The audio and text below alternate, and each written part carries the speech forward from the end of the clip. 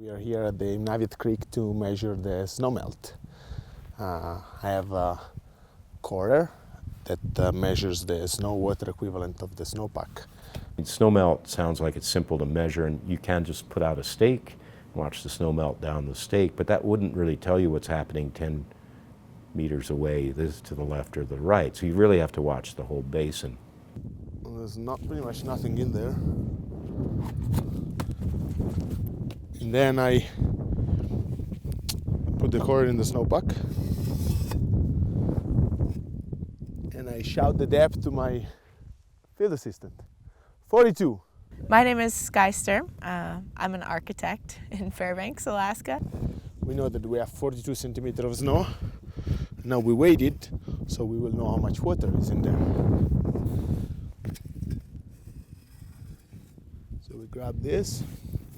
It's dripping a little bit because it's melting.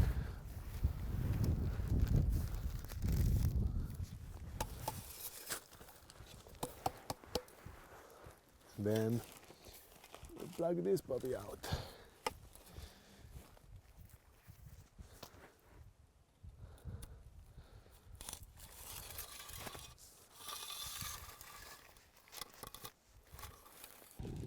Try to make it so it doesn't blow so much too. 169, still 169. That's about it.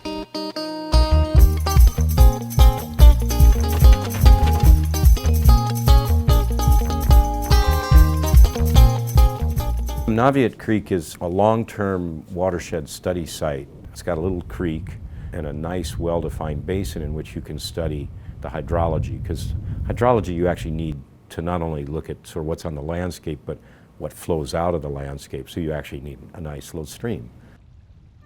I guess in 1984, studies got going there. It's where they watched the snowmelt and the runoff in a nice small Arctic basin. And those have been continued ever since. It's the longest continuing and ongoing record of snowmelt and runoff.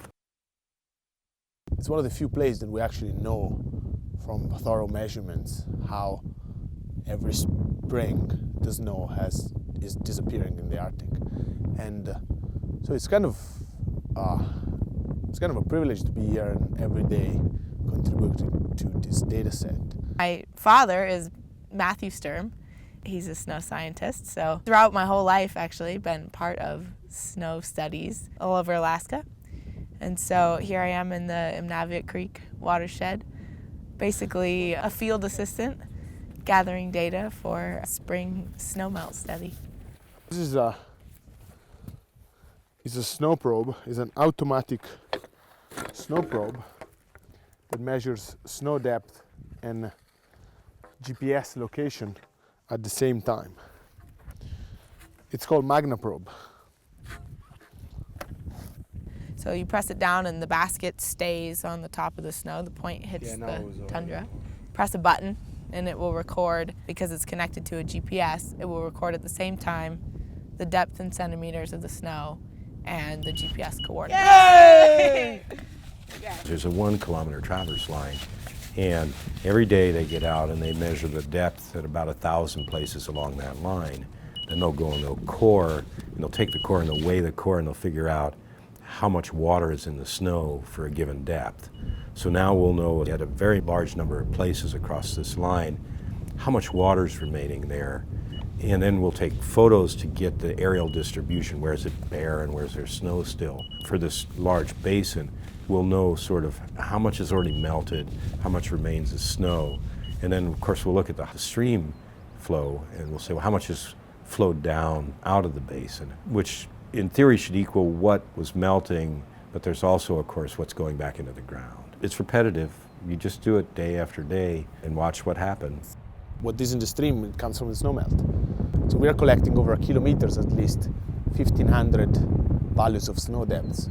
So we're actually characterizing snow cover in a fair detail that presumably hasn't been done before during the snowmelt. So it would be nice to see how the characteristics of the snowmelt that we get from our measurements of snow, they correspond to the characteristic of the snowmelt that we'll observe in the creek. We packed food for a month. We'll be here from when the snow was 100% to when it's gone. Since we've been here 10 days and we're at 50%, we might be here another 10 more. Last year we came here on May 15, I think, and we didn't have to shovel any snow to get into the Silver Bullet. Whereas this year we came out May 23 and we had to shovel to get inside because there was like a big drift formed just by the door. So yeah, the snow was significantly different this year. Right now, the way the world sort of looks and decides there's a trend in Arctic snowmelt is we lose satellites. And when we're looking at such huge swaths of country and we're doing it with a satellite, I would question whether we really know what's going on. We have a number, but how do we interpret that number? And that's still an issue today. So rather than hypothesis driven, we need a ground truth spot where we can look at these large scale products and compare them to what we actually know is going on and refine our interpretation. In particular, the science looks like this.